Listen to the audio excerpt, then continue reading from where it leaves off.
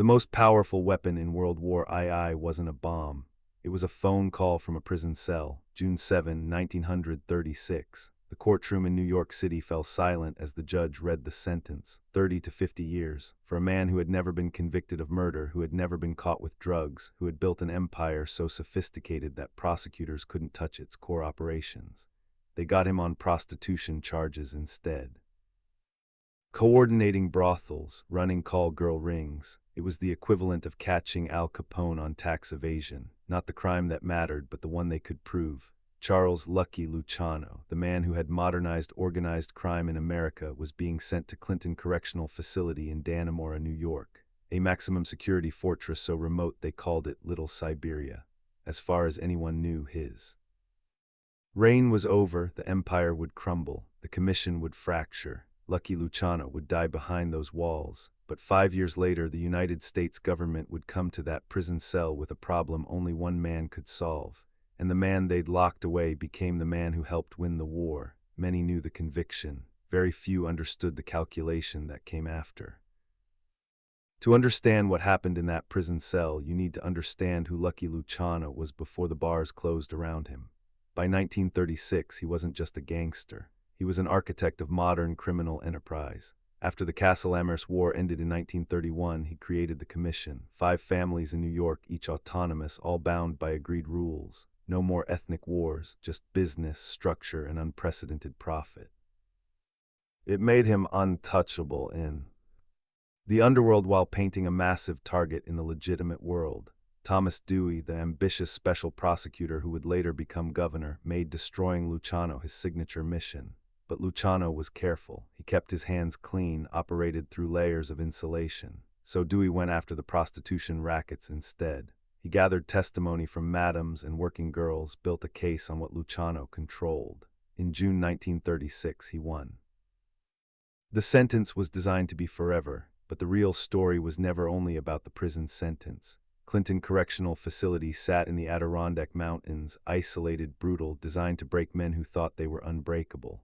The winters were savage, the guards were harder. The routine was grinding monotony punctuated by moments of violence. Most prisoners entered those gates and disappeared into the system, their names forgotten, their power dissolved. But Luciano wasn't most prisoners. Even from inside, he maintained connections. His lawyer, Moses Polikoff, visited regularly. Messages flowed in and out through carefully orchestrated channels. The commission continued to function. Business decisions were still made. He couldn't attend meetings, couldn't show his face, couldn't operate the way he once did. But the infrastructure he'd built was strong enough to run without him at the helm. And then December 7, 1941 changed everything. Pearl Harbor, the Japanese attack that pulled America into World War II. In an instant, the entire nation shifted into wartime footing. Factories converted to military production. Young men enlisted by the millions. Coastal cities braced for invasion. And in New York Harbor, where cargo ships loaded supplies bound for Allied forces, a new paranoia took hold. German U-boats were prowling the Atlantic. Saboteurs could be anywhere. The docks, the lifeline of American military logistics, became a strategic vulnerability that kept military intelligence awake at night. The problem was simple but devastating. The Navy didn't control the waterfront. The mob did. What happened next changed the meaning of everything that came before. In early 1942, a luxury liner called the SS Normandy, being converted into a troop transport ship, caught fire at Pier 88 in Manhattan and capsized. The official cause was accidental, but rumors of sabotage spread like the flames that consumed the ship. Real or imagined, the incident terrified Naval Intelligence. If enemy agents could strike at the heart of New York Harbor, no ship was safe. Supplies couldn't reach Europe. The war effort could be crippled before it truly began. They needed intelligence from the docks. They needed cooperation from the longshoremen, the truckers, the warehouse workers. They needed eyes and ears in a world they couldn't penetrate.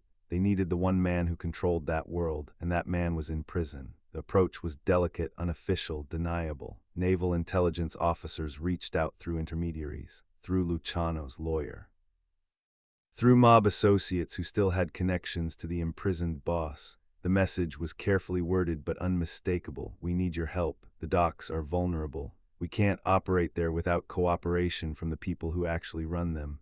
You have influence we don't. You have loyalty we can't command. help us protect the harbor.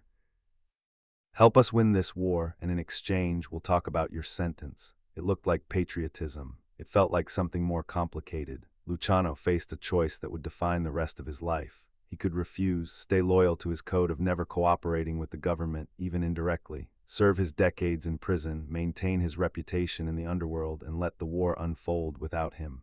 Or he could make a deal with the same system that had destroyed him. Work with the government that locked him away, use his power to serve a country that had given him opportunity and then taken everything away. The decision wasn't about patriotism. It was about leverage, about seeing an opening in the chaos and understanding how to turn a liability into an asset. Luciano agreed, not publicly, not officially, but through the shadowy channels where power actually moves. A deal was struck. He would help protect the New York waterfront, and when the war was over, they would revisit his sentence. The partnership was surreal. Naval Intelligence officers, men in pressed uniforms who had spent careers fighting crime, now sat in meetings coordinated through mob lawyers and fixers. Luciano, from his prison cell, sent word through the commission. Longshoremen's unions, controlled by mob-connected labor leaders, received instructions: cooperate with the Navy, report suspicious activity, keep the docks secure, no sabotage would be tolerated. Anyone caught interfering with the war effort would answer not to the government but to the families. And it worked. The intelligence flowed. Suspicious individuals were identified and quietly handled. Labor strikes that could have crippled shipping schedules were avoided or quickly resolved. The docks, which had been a security nightmare, became one of the most tightly controlled spaces in wartime America. Ships sailed on schedule, supplies reached Allied forces, and the U-boats prowling the Atlantic never got the foothold they needed to strangle American logistics. But that was only the beginning. As the war progressed and the Allies planned the invasion of Sicily, a new problem emerged. Italy was enemy territory, fortified and defended by soldiers who knew the terrain. American intelligence about Sicilian geography and local power structures was dangerously thin. They needed someone who understood Sicily from lived experience, someone with connections deeper than any military network. Lucky Luciano was Sicilian, born in Lercara Fritti, a town he'd left as a child but never truly abandoned. Through the commission, he had relationships with Sicilian mob leaders who controlled territories the Allies needed. Naval Intelligence came calling again. Help us with Sicily. Use your connections. Provide intelligence. Luciano said yes. The details remain classified and murky, but historians agree Luciano facilitated contacts between Allied intelligence and Sicilian mafia leaders. He provided maps, insights, and introductions that helped American forces navigate the occupied island. The invasion succeeded beyond expectations, and Luciano's name was attached to that success in whispered corridors where such arrangements were made. The man sent to prison to rot was helping the United States win World War II. But power carries a private cost no one can fully outrun. Life in Clinton Correctional didn't improve because of Luciano's cooperation. He still lived in a cell, still followed the same brutal routine, still watched years bleed away behind stone walls while the world outside transformed. The difference was internal. He knew something the guards didn't, something most prisoners could never claim. He was useful, not just powerful in memory, but actively contributing to something larger than gang politics or criminal enterprise. For a man who had spent his life building structures of influence, the irony was profound. He'd achieved a form of power that transcended the underworld. He'd become indispensable to the government that destroyed him. But indispensability is not the same as freedom. And as the war drew to a close, the question everyone avoided asking finally demanded an answer. What happens to Lucky Luciano now? The war ended in 1945. Allied victory. In Europe, Japanese surrender in the Pacific, celebrations in every American city. And in a prison cell in upstate New York, a man waited to see if the deal would be honored. Governor Thomas Dewey, the same man who had prosecuted Luciano nearly a decade earlier, now held the power to grant executive clemency. The pressure was intense. Naval Intelligence officers, speaking off the record, confirmed Luciano's cooperation. Mob-connected lawyers argued for his release. Public sentiment was mixed. Should a convicted criminal be rewarded for helping the government, even if that help contributed to victory? On January 3, 1946, Dewey made his decision. He commuted Luciano's sentence on the condition of immediate deportation to Italy. Not freedom exactly, not a pardon, but release from prison in exchange for permanent exile from the country. He'd called home since childhood. Luciano accepted. On February 9, 1946, he boarded the SS Lorraine in New York Harbor, surrounded by reporters and photographers, and sailed for Naples. The man who had controlled the American underworld was being sent back to the country he'd left as a 9-year-old boy. He would never set foot in the United States again. And that is where the legend became something more complicated. Luciano lived the rest of his life in Italy, mostly in Naples and Rome. He maintained connections to American organized crime, consulted on international operations, and watched from across an ocean as the empire he'd built continued to evolve.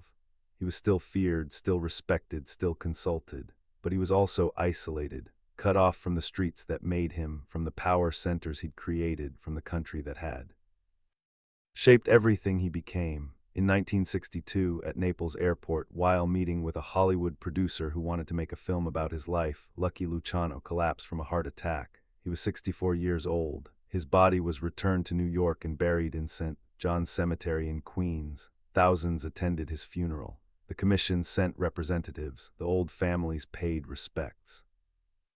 And the story of the gangster who helped win World War II passed into history, endlessly debated, never fully resolved. But here's what the headlines and the movies and the conspiracy theories often miss: the thing that makes his wartime cooperation human beneath the political calculation. Lucky Luciano didn't help the government because he suddenly became patriotic. He didn't cooperate because he believed in American values or wanted to redeem himself in the eyes of history. He did it because he understood leverage. Because when the opportunity presented itself, he saw a way to transform his greatest weakness, his imprisonment, into his most valuable asset. He played the long game the way he always had. And for a brief, surreal period in history, the man convicted of running prostitution rings became an informal strategic advisor to the United States military. The confidence in his presence did not mean certainty existed within him. What's remarkable isn't that Luciano helped the government. Plenty of criminals have made deals with prosecutors, traded information for reduced sentences, cooperated when the pressure became unbearable. What's remarkable is the scale, the audacity, the sheer improbability of Naval Intelligence officers seeking guidance from a convicted mobster on matters of national security. It speaks to how completely Luciano had embedded himself in the infrastructure of American life. The docks didn't just need labor. They needed the invisible web of loyalty and influence that only organized crime could provide. Sicily didn't just need military force. It needed cultural navigation that only someone with deep roots could offer. In helping win the war, Luciano proved something he'd been arguing his entire criminal career: that the underworld and the legitimate world weren't separate spheres. They were intertwined, dependent, mutually reinforcing. And sometimes the lines between hero and villain, patriot and criminal, national security and organized crime became so blurred they ceased to exist at all. He built a world that looked controlled, even while carrying burdens no one could see. The deal Luciano made with Naval Intelligence remains controversial. Some see it as pragmatic wartime alliance, evidence that even criminals can serve national interest when stakes are high. Others view it as dangerous precedent, the government legitimizing organized crime. There's truth in both, and perhaps that ambiguity is the point. Luciano's life was never about clear moral categories. He was an immigrant who rose through crime because legitimate paths were closed. A gangster who created structures that outlasted him. A convicted criminal who helped protect American interests. A deportee who maintained influence from exile. Every attempt to categorize him falls short because he existed in the gray zones where power operates outside official narratives. The phone call from prison wasn't dramatic, no cinematic moment where Luciano demanded freedom for wartime service. Happened gradually through intermediaries, coded conversations, the slow realization both sides needed each other.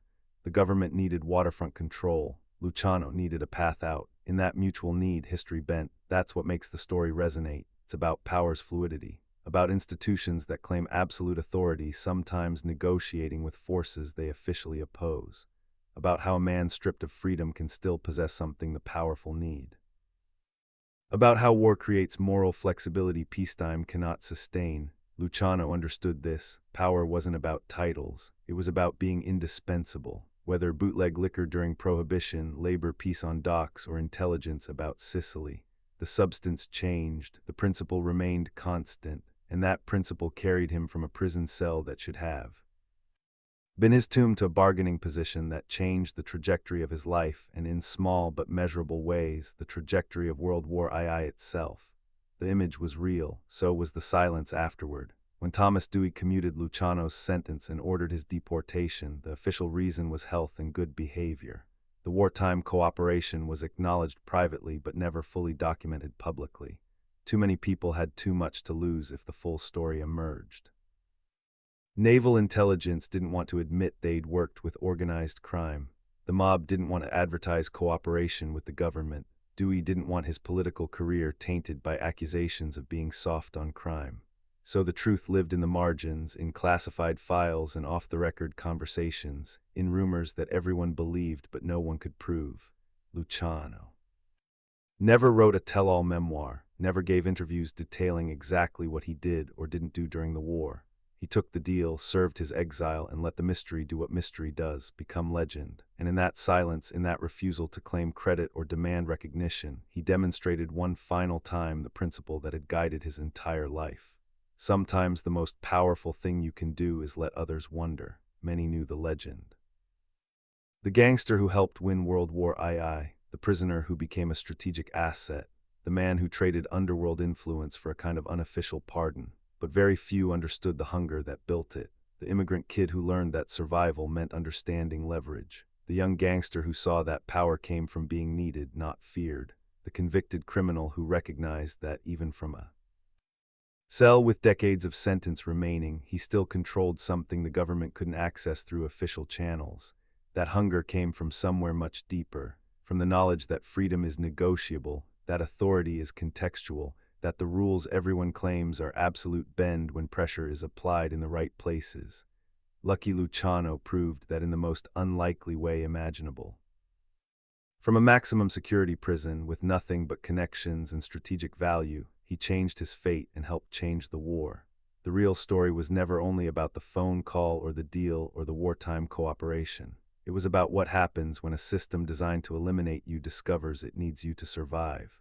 About the moment when the bars of the cage become negotiating tools instead of punishment.